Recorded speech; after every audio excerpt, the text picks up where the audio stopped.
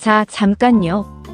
혼인 첫날 밤 신랑이 신부방에 들어오자마자 이런 말을 했다면 어떻겠어요? 나는 당신을 사랑하지 않소. 그리고 당신도 나를 사랑하지 않겠지. 그러니 우리 일이나 합시다. 보통 여자라면 울었겠죠. 하지만 명가윤은 울지 않았습니다. 오히려 피식 웃었어요. 마침 잘 됐네요. 저도 할 말이 있었거든요. 그 순간 대군 이연의 눈빛이 딱 한 번 흔들렸습니다. 아주 잠깐이었어요. 그러나 가윤은 그것을 놓치지 않았습니다. 그 눈빛의 흔들림 하나가 이 여자에게는 이미 충분한 무기였거든요. 사랑 없는 혼인이었습니다. 그런데 이상하게도 이 두 사람 처음 만난 날부터 티격태격, 어깨 부딪히고, 눈 흘기고, 그러면서도 서로 등은 기가 막히게 맞춰가더니만. 이건 조선 한양, 어느 봄날의 이야기입니다. 어서오세요. 달빛 아래 조선의 사랑 이야기를 기록하는 심언니의 야담서구입니다. 오늘도 당신의 마음을 설레게 할 애틋한 이야기를 꺼내두었습니다. 시작 전 구독과 좋아요로 서구의 불을 밝혀주세요. 여러분의 응원이 다음 이야기를 찾아내는 큰 힘이 됩니다. 자, 그럼 오늘의 야담 시작해볼까요? 칼찬 여자와 냉혹한 대군이 서로를 이용하다가 서로에게 빠져버린 그 달콤하고 통쾌한 이야기. 평안도 관계. 변방 중의 변방. 한양 사람들이 귀양지로나 떠올리는 그 땅에 명씨 가문이 있었습니다. 대대로 북방을 지켜온 무장 가문. 남자들은 죄다 칼잡이고 여자들은 솔직히 말하면 그냥 두면 담을 넘는 집안이었어요. 그 집안의 장녀 명가윤. 평안도를 통틀어 활쏘기로 이 여자를 이길 사람이 없고 말 달리기도 없고 칼싸움도 뭐 없습니다. 문제는 그게 다 자랑이 아니라는 거예요. 혼담이 오면 남자들이 도망갔습니다. 가윤이 활 쏘는 걸 담 너머로 보고 이튿날 혼처를 끄는 신랑감도 있었어요. 아버지 명진 장군은 그 소식을 듣고 딸을 흘깃 보더니 조용히 한숨만 쉬었다고 합니다. 그러나 가윤은 개의치 않았어요. 그날 아침에도 새벽 후원에서 혼자 검을 휘두르고 있다가 한양에서 파발이 왔습니다. 봉인을 뜯고 읽었어요. 다시 읽었습니다. 그리고 피식 웃었어요. 아버지가 영모래요. 와, 진짜 창의적이네. 영모 혐의. 굴량미 횡령에 적과 내통한 죄목. 20년을 변방에서 보내며 아들 셋을 전장에서 잃은 사람이 배를 채우자고 굴량미를 빼돌렸다고요? 웃음이 나오는 건 울음보다 더 슬픈 웃음이었어요. 가윤은 그 문서를 소매 안에 넣으며 중얼거렸습니다. 좋아. 한양 가봅시다. 같은 시각 한양에는 3년 만에 돌아온 남자가 있었습니다. 대군 이연. 왕의 친동생. 변방에서 다진 몸에 조각 같은 얼굴. 그러나 그 눈빛은 아무것도 담기지 않는 눈이었어요. 길가의 안악들이 수군거렸습니다. 잘생겼다. 그런데 무서워 보인다고. 둘 다 맞는 말이었습니다. 이연이 변방으로 내려간 건 자원이었어요. 조정에 있으면 썩을 것 같아서. 뇌물과 청탁이 공기처럼 떠다니는 곳에서 그는 숨이 막혔거든요. 그런데 변방에서 이상한 냄새를 맡았습니다. 굴량미 보급이 연달아 끊기는 냄새. 횡령이었어요. 그것도 아주 높은 곳에서부터 흘러내리는. 그 냄새를 따라 한양으로 돌아왔습니다. 왕 앞에 엎드렸을 때 왕의 얼굴은 3년 전보다 더 수척했어요. 언아, 내 힘으로는 안 되겠다. 네가 도와다오. 왕의 눈에 눈물이 맺혀 있었습니다. 어머니가 돌아가시던 날 이후 처음 보는 눈물이었어요. 왕이 꺼낸 조건은 이것이었습니다. 명씨 가문 장녀와 혼인을 맺을 것. 왕실이 명씨 가문을 영모자 집안으로 보지 않는다는 신호를 조정에 보내고 이연은 변방 무장 가문의 지원을 등에 업고 수사를 진행한다. 이연이 물었어요. 명씨 여식은 어떤 사람입니까? 활 잘 쏘고 말 잘 타고 칼도 잘 쓴다더구나. 활달하다고 들었다. 이연은 그 활달하다는 말에서 묘하게 좋지 않은 예감을 느꼈지만 고개를 숙였습니다. 그 예감은 정확히 사흘 뒤 실현됐어요. 신부감이 한양에 도착했다는 소식에 이연이 대문 앞으로 나갔더니 가마가 없었습니다. 대신 저택 후원에서 쿵 하는 소리가 들렸어요. 이연이 후원으로 돌아오자 먼지 묻은 옷에 머리가 살짝 흐트러진 여자가 담벼락에서 훌쩍 뛰어내리는 참이었습니다. 착지는 완벽했어요. 그 여자가 고개를 들었고 이연과 눈이 딱 마주쳤습니다. 잠깐의 침묵. 가마가 너무 답답해서요. 이연은 한동안 아무 말도 하지 못했습니다. 가윤이 옷에 먼지를 탁탁 털며 아래 위로 이연을 훑었어요. 대군 이연이시죠? 저 명가윤입니다. 잘 부탁드립니다. 이연이 조용히 말했습니다. 정문이 있어. 알아요. 근데 가마 타고 오면 뭔가 지는 것 같잖아요. 이연의 눈썹이 아주 미세하게 올라갔습니다. 그것이 이 두 사람의 첫 만남이었어요. 훗날 가윤은 이날을 이렇게 기억했습니다. 생각보다 잘생겼다고. 이연은 이렇게 기억했어요. 생각보다 훨씬 골치 아프게 생겼다고. 혼례 전날 밤이었습니다. 이연이 후원에 혼자 나와 있었어요. 잠이 오지 않아서. 그런데 가윤도 나와 있었습니다. 매화나무 아래 손에 야참을 들고서. 가윤은 이연을 보자 아무렇지도 않게 옆에 와서 앉았어요. 그리고 과일 하나를 내밀었습니다. 이연은 자신도 왜 받았는지 모르게 그것을 받았어요. 잠깐 침묵이 흘렀습니다. 매화향이 번졌어요. 그때 가윤이 목소리를 낮추며 말했어요. 아까의 경쾌함과 달랐습니다. 진짜 속내가 나오는 목소리였어요.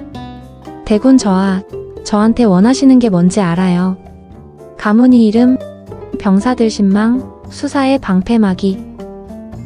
저도 원하는 거 있어요. 김씨 일가를 완전히 무너뜨리는 것.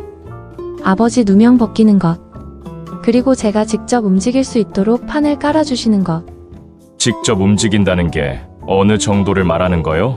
규방에 앉아서 바느질하며 기다리는 건 못해요. 칼 쓰고 달리고 남장도 할 수 있어요. 저와 수사에 발이 되어드릴 수 있습니다. 대신 저도 참여할 수 있게 해주세요. 이연이 오래 침묵했습니다. 솔직히 예상 못한 제안이었어요. 이름만 빌릴 생각이었지 이 여자가 직접 뛰어들겠다는 건 변수였습니다. 그러나 전장에서 배운 게 있었어요. 가장 쓸모있는 사람은 지위가 높은 사람이 아니라 실제로 움직일 수 있는 사람이라는 것. 눈앞에 그런 사람이 앉아 있었습니다. 좋소. 한 가지 조건이 있어. 독단적으로 움직이지 말 것. 노력해 볼게요. 내레이션 이연이 아주 짧게 한숨을 내쉬었습니다. 그것이 이 남자에게서 처음 보는 인간적인 반응이었어요. 저 사람 귀신은 아니네. 가윤은 속으로 조금 기분이 좋았습니다. 그리고 혼례날이 왔어요. 합글레 순간 이연이 낮게 가윤에게만 들리도록 말했습니다. 어제 한 말, 독단 행동 금지요. 저도 어제 한 말 잊지 마세요. 저 직접 뛸 거예요. 그것이 이 두 사람의 혼례였습니다. 사랑 없는 혼인. 그러나 이상하게도 혼례가 끝나고 나서 이연은 처음으로 앞으로의 일이 조금 기대가 됐어요. 그 감정이 수사 때문인지 다른 이유인지 그는 아직 몰랐습니다. 혼인 첫날 밤, 이연이 가윤의 방으로 들어갔을 때 가윤은 혼례복을 개켜놓고 편한 옷으로 갈아입은 채 방 한가운데 지도를 펼쳐놓고 있었습니다. 한양 도성지도. 이연이 그 방 안을 한번 둘러봤어요. 붉은 촛불, 화사한 비단 이부자리, 은은한 향. 그리고 그 한가운데 앉아 작전 짜는 신부. 그는 긴 침묵 끝에 들어와 맞은편에 앉았습니다. 그리고 지도를 가리켰어요. 김씨가 사랑채는 여기요. 문서 창고는 여기 있을 가능성이 높소. 가윤의 눈이 반짝였습니다. 그 밤 두 사람은 촛불이 다 탈 때까지 머리를 맞대고 작전을 짰습니다. 혼인 첫날 밤에. 훗날 가윤은 이 밤을 가장 재미있는 첫날 밤이었다고 기억했어요. 이연은 처음으로 오래 생각하지 않아도 되는 밤이었다고. 자리를 정리하다가 가윤이 오래된 보자기를 꺼냈습니다. 어머니의 유품을 담은 것이었어요. 비단 조각, 낡은 편지, 그리고 없었습니다. 어릴 때부터 간직했던 놀이개가, 봄 매화가 새겨진 작은 옥패가. 어디 있을까? 가윤이 작게 중얼거렸습니다. 어쩌면 10년 전 변방의 그 난리 속에서 잃어버렸을 거였어요. 한편 이연은 그 시각 자기 방에서 서랍 깊숙한 곳에서 뭔가를 꺼내 들고 있었습니다. 가죽끈에 꿰인 작은 옥패, 봄 매화 문양이 새겨진 놀이개. 10년 전 변방에서 부상당해 거의 죽을 뻔했을 때 자신을 숨겨주고 사흘을 간호해준 소녀가 쥐어준 것이었어요. 이름도 얼굴도 기억하지 못했습니다. 다만 그 손이 작고 거칠었다는 것만. 이연은 놀이개를 손바닥에 올려놓고 바라봤습니다. 그리고 아까 담을 넘어 착지하면서 먼지를 털던 가윤의 손을 떠올렸어요. 고개를 저었습니다. 설마 그럴 리 없다고. 그러나 놀이개를 쥔 손이 이상하게도 조금 더 꽉 쥐어졌습니다. 사건은 혼인 다음 날 밤에 터졌습니다. 이연이 입궐에 있는 사이 가윤은 저택에 있어야 했어요. 그런데 그 시간에 가윤은 한양시전 뒷골목에 있었습니다. 남장 차림으로 머리를 동여매고 허리춤엔 단검 하나. 아침 지도 작업 중에 찾아낸 골목 창고. 낮에 슬쩍 지나쳐 봤더니 심상치 않은 기척이 있었거든요. 청지기들이 무언가를 옮기는 것 같았습니다. 이연이 돌아오길 기다렸다가는 기회를 놓칠 것 같았어요. 그래서 직접 갔습니다. 논리는 완벽했어요. 본인 기준에서는. 창고 안에서 굴량미 유통장부를 발견했습니다. 그런데 경비가 예상보다 많았어요. 셋이 막아서는 순간 뒤에서 넷째가 나타났습니다. 양쪽에서였어요. 그때 어둠 속에서 칼 하나가 날아왔습니다. 네 번째 청지기의 손목을 쳤어요. 가윤이 반사적으로 그 칼을 집어들고 뒤를 돌아봤습니다. 이연이 골목 어귀에 서 있었습니다. 독단 행동 금지라고 했소. 제가 먼저 발견했잖아요. 이연이 잠깐 눈을 감았다 떴습니다. 그리고 칼을 빼들었어요. 두 사람이 나란히 섰습니다. 남은 상대는 셋. 가윤이 왼쪽을 봤고 이연이 오른쪽을 봤어요. 말이 없었습니다. 그런데 이상하게 손발이 맞았습니다. 가윤이 흘리면 이연이 막았고 이연이 치고 나가면 가윤이 측면을 잡았어요. 처음같이 움직이는 사람들인데 호흡이 맞았습니다. 마지막 청지기가 쓰러지고 골목이 조용해졌을 때 이연이 가윤의 팔을 들어 소매를 젖혔습니다. 담벼락에 스친 긁힌 자국이 길게 나 있었어요. 가윤이 별거 아니라고 하기도 전에 이연이 품에서 손수건을 꺼내 팔뚝을 감쌌습니다. 말이 없었어요. 아프지 않게, 그러나 느슨하지 않게 정확히 필요한 만큼. 다음엔 혼자 움직이지 마시오. 고마워요. 이연이 잠깐 멈췄습니다. 고맙다는 말을 들을 거라 예상 못했는지 뒤를 돌아보지는 않았지만 어둠 속에서도 귀 끝이 붉어진 게 느껴졌어요. 가윤은 그것을 보지 못했습니다. 아깝게도. 저택으로 돌아오는 밤길에서 가윤이 물었어요. 변방에서 많이 다치신 적 있어요? 한 번은 꽤 심하게. 관계 인근이었소. 10년 전 변방에 난리가 있었을 때요. 가윤의 발걸음이 멈췄습니다. 10년 전 강계. 13살이었던 가윤이 산길에서 부상당한 군사를 발견했던 그 가을이었어요. 젊은 남자였는데 얼굴이 피투성이었고 의식이 거의 없었습니다. 가윤은 빈집으로 끌어다 사흘을 간호했어요. 그가 눈을 뜬 날 아버지가 찾으러 왔고 자리를 비운 사이 그는 사라졌습니다. 이름도 얼굴도 제대로 보지 못했어요. 그리고 그때 놀이개가 없어졌다는 걸 나중에 알았습니다. 누군가가 숨겨주지 않았다면 죽었을 거요. 그 사람한테 뭔가 받으신 거 있어요? 그때 있소. 아직은 말 안 하겠소. 아직은 이라고 했습니다. 나중엔 말한다는 뜻이었어요. 가윤은 그 말을 가슴에 담아뒀습니다. 왜인지 모르게 그냥 담아두고 싶었어요. 저택으로 돌아와 이연이 가윤의 팔에 약을 발라줬어요. 그러다 가윤이 이연의 손등에 난 자국을 발견했습니다. 이연은 대수롭지 않다고 했지만 가윤이 약통을 빼앗아 직접 발라줬어요. 이연의 손을 잡아 펴놓고 천천히 꼼꼼하게. 이연은 빼려다가 빼지 않았습니다. 그 손길이 거칠면서도 따뜻했어요. 이연의 가슴 어딘가가 조용히 내려앉았습니다. 낯선 감각이었는데 불편하지 않았어요. 다 됐어요. 고맙소. 이번엔 이연의 귀가 가윤이 보이는 데서 붉어졌습니다.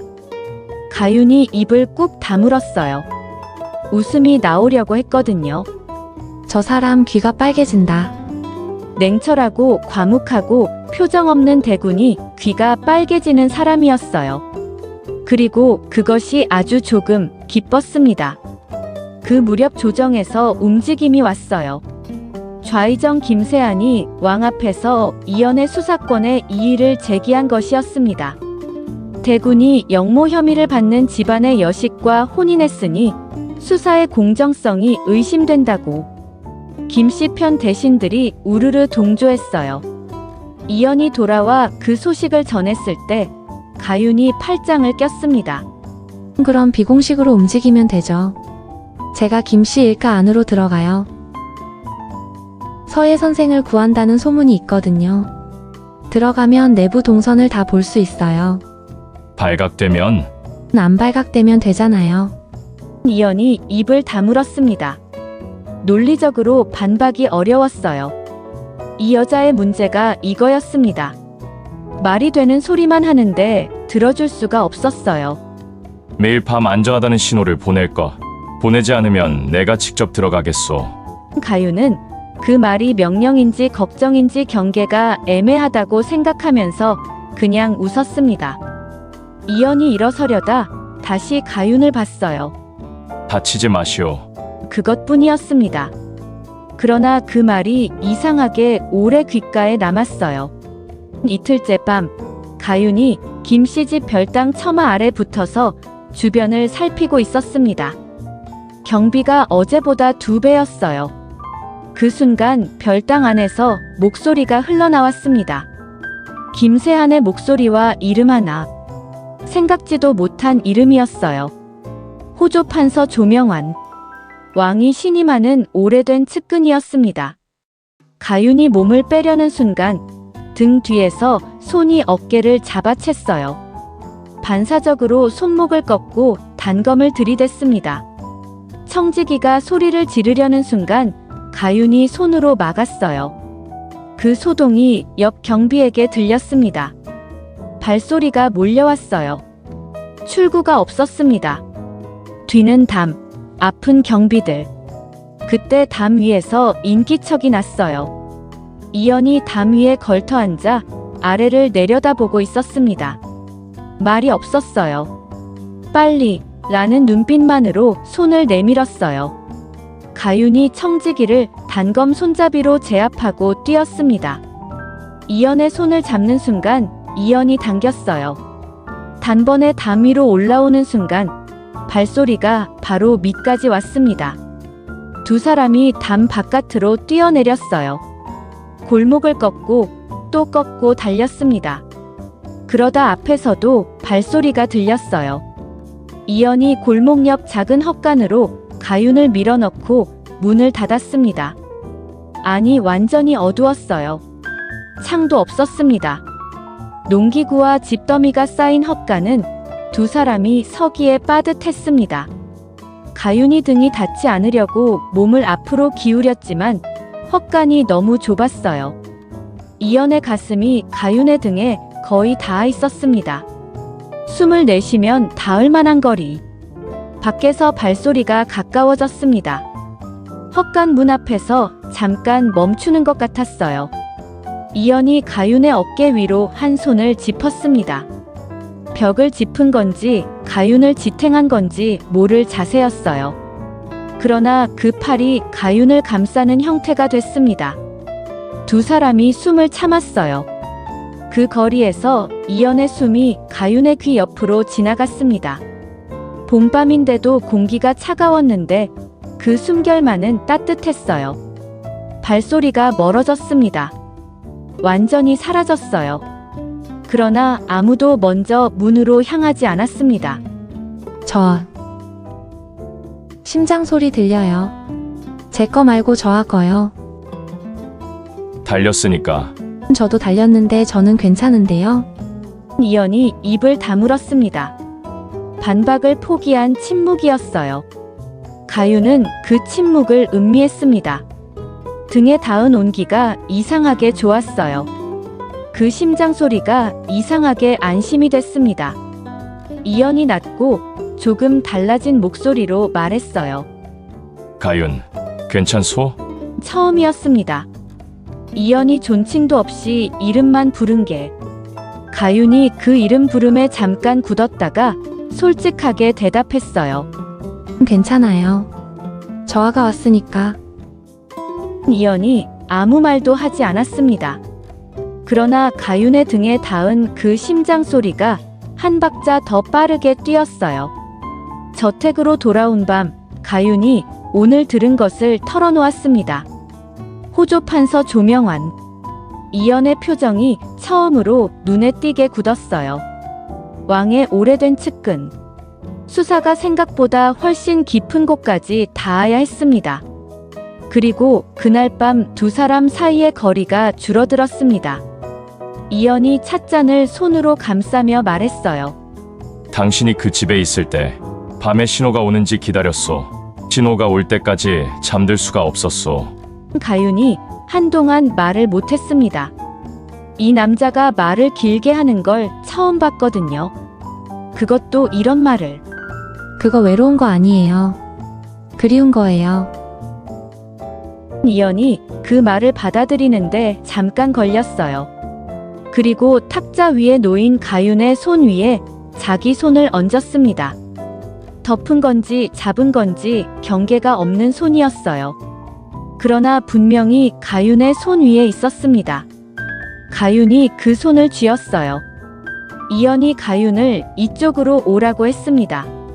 탁자를 사이에 두지 않고 가윤이 이연의 옆에 앉았어요. 어깨가 맞닿을 만큼.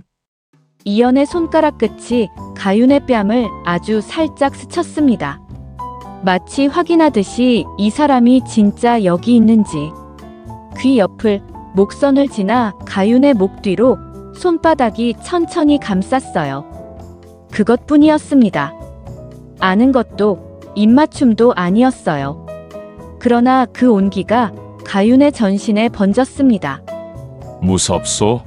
골목에서 4명 상대할 때도 안 무서웠는데요. 지금은 조금요. 나도. 이 남자가 무섭다고 했습니다. 나도 오라고. 이연이 가윤의 이마에 자기 이마를 댔어요. 눈을 감았습니다. 가윤도 눈을 감았어요. 촛불이 그들 사이에서 가늘게 흔들렸습니다. 이연의 팔이 가윤의 등을 감쌌어요. 단단하게, 그러나 조심스럽게. 가윤이 이연의 옷자락을 손으로 쥐었습니다.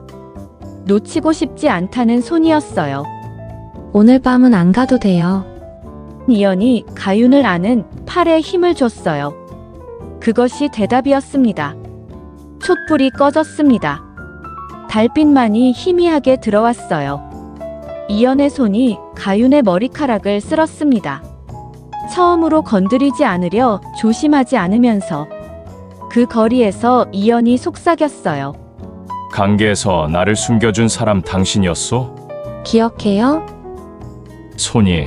이 손이 10년 동안 기억났소. 이연이 가윤의 손을 들어 자기 볼에 가져다 댔습니다. 가윤의 눈에 눈물이 맺혔어요. 울려는 게 아니었는데 이 말 앞에서는 어쩔 수가 없었습니다. 10년 동안 그 냉철하고 과묵한 사람이 10년 동안 이 손을 기억했습니다. 이연이 가윤의 손바닥에 입술을 댔어요. 살짝이었습니다. 아주 살짝.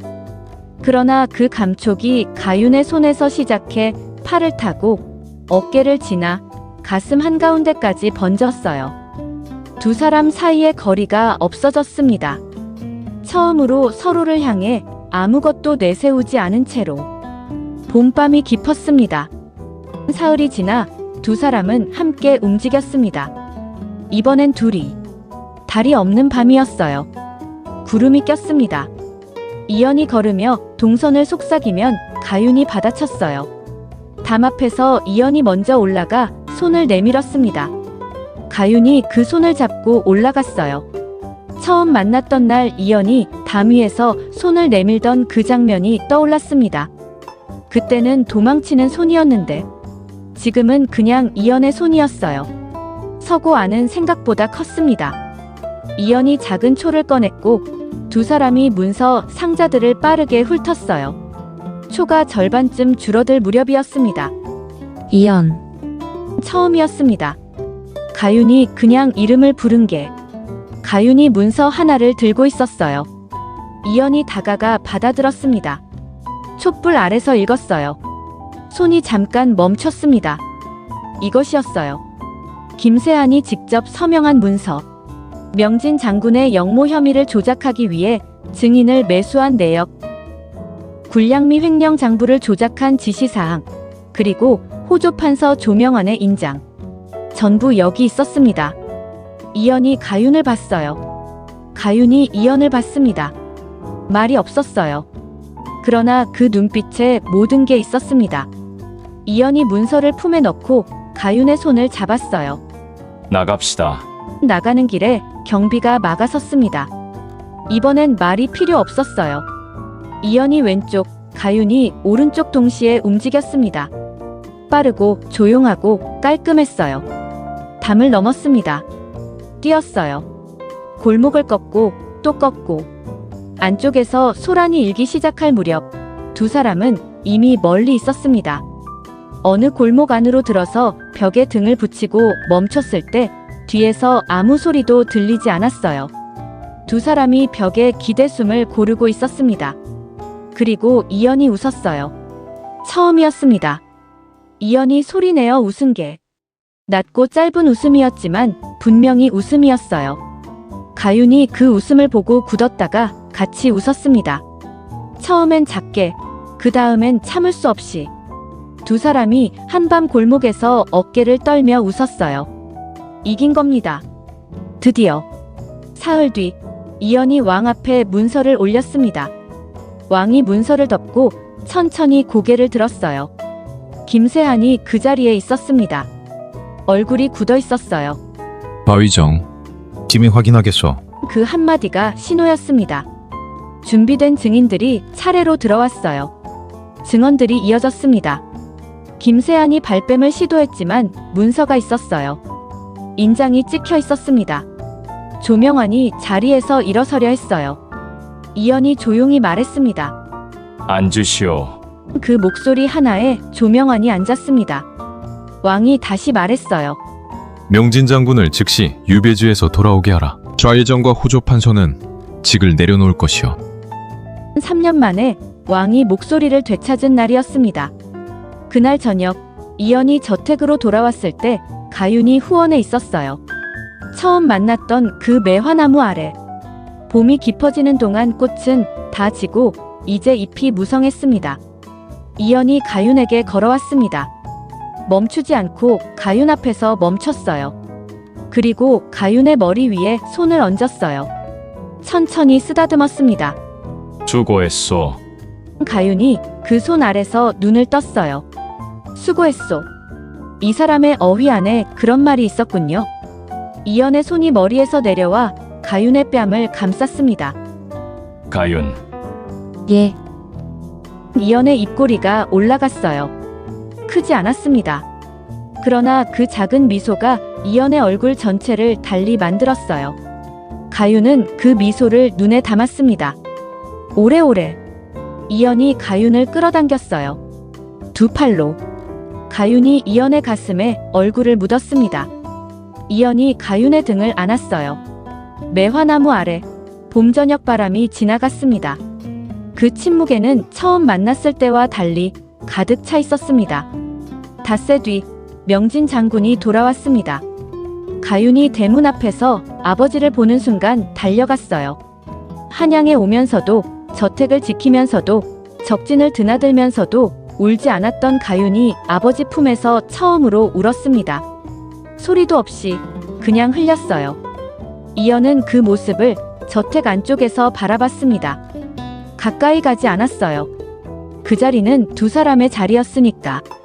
명진 장군이 딸을 안고 있다가 눈을 들어 이연을 봤습니다. 이연이 고개를 숙였어요. 명진 장군이 잠깐 이연을 오래 보다가 고개를 끄덕였어요. 말이 없었습니다. 그러나 그 고개 끄덕임 하나에 다 담겨 있었습니다. 그날 밤 후원의 매화나무 아래 두 사람이 나란히 앉아 있었어요. 어깨가 닿아 있었습니다. 이연이 품에서 놀이개를 꺼냈어요. 봄 매화가 새겨진 옥패. 그리고 가윤의 옷고름에 달았습니다. 끈을 매는 손이 조심스러웠어요. 매듭이 지어졌습니다. 달빛을 받은 옥패가 가늘게 흔들렸어요. 돌려주려 했소. 오래전부터. 왜 이제요? 이제야 찾았으니까. 가윤의 눈이 촉촉해졌습니다. 놀이개를 쥔 손 위에 이연의 손이 있었어요. 그 온기가 손에서 시작해 천천히 가슴으로 들어왔습니다. 10년이었어요. 10년 전에 처음 닿았던 두 사람이 돌고 돌아 이 봄에 이 방에서 다시 만났습니다. 봄 햇살이 창으로 들어오기 시작했어요. 방 안이 천천히 밝아졌습니다. 이연이 가윤의 이마에 자기 이마를 댔어요. 사랑하오. 빗질을 하면서 멈추지도 않고 아무렇지 않게 건넨 말이었습니다. 가윤의 눈이 거울 안에서 이연을 찾았어요. 꾸밈도 계산도 없이 오직 가윤만 담긴 눈빛이었습니다. 저도요. 골목에서 귀 빨개진 거 처음 봤을 때부터요. 알고 있었소? 처음부터요. 이연이 잠깐 굳었다가 웃었습니다. 소리내요. 낮게, 그리고 길게. 가윤도 웃었어요. 두 사람이 그 밤 방 안에서 오래 웃었습니다. 그 웃음소리가 이 저택에서 제일 좋은 소리였습니다. 그로부터 꼭 1년이 흘렀습니다. 한양에 다시 봄이 왔어요. 이연은 여전히 조정에서 움직였고 가윤은 여전히 뛰어다녔습니다. 변방의 처우, 병사들의 식량, 아직 억울한 누명을 쓴 장수들의 이름. 물론 규방에 없었어요. 아무도 놀라지 않았습니다. 아침이면 두 사람은 마주 앉아 밥을 먹었어요. 탁자 위에 지도가 펼쳐질 때도 있었고 문서 꾸러미가 놓일 때도 있었습니다. 밥 먹을 때는 그것 좀 접으시오. 잠깐만요. 여기 한 줄만 더 보면 돼요. 이연이 조용히 밥을 먹었습니다. 저항이 무의미하다는 걸 1년이 지나도 몸소 실천 중이었어요. 어느 날 이연이 돌아왔을 때 가윤이 없었습니다. 가윤이 변방 군사들 처우 문제로 병조 판서댁에 직접 찾아갔다고 했어요. 이연이 서재로 들어가 앉았습니다. 그리고 기다렸어요. 이 남자가 누군가를 기다리는 사람이 된 건 이제 1년이 됐습니다. 그리고 그것이 전혀 불편하지 않았어요. 오히려 그 기다림이 하루 중 가장 좋은 시간이었습니다. 대문이 열렸습니다. 이연이 서재에서 나와 대문 앞에 서 있었어요. 가윤이 들어오다 이연과 눈이 마주쳤습니다. 나와 계셨어요? 기다렸소. 가윤이 이연을 봤습니다. 이연이 손을 내밀었어요. 가윤이 그 손을 잡았습니다. 두 사람이 저택 안으로 들어갔어요. 나란히 봄바람이 등 뒤로 지나갔습니다. 가윤의 옷고름에서 놀이개가 흔들렸어요. 봄 매화가 새겨진 옥패가 햇살을 받아 빛났습니다. 봄은 매년 왔어요. 매화가 피고 복사꽃이 피고 강물이 오르고 조정은 천천히 달라지고 있었습니다. 느렸어요. 세상이 바뀌는 건 언제나 느리거든요. 하나를 뽑으면 또 하나가 나왔고 막아도 다른 구멍이 생겼습니다. 그러나 달라지고 있었어요. 분명히 두 사람은 그 봄에도 그 다음 봄에도 후원의 매화나무 아래 앉아 있었습니다. 말이 많지 않았어요. 원래 그런 두 사람이었으니까. 어느 날 아침 이연이 손을 뻗었습니다. 가윤의 손 위에 얹었어요.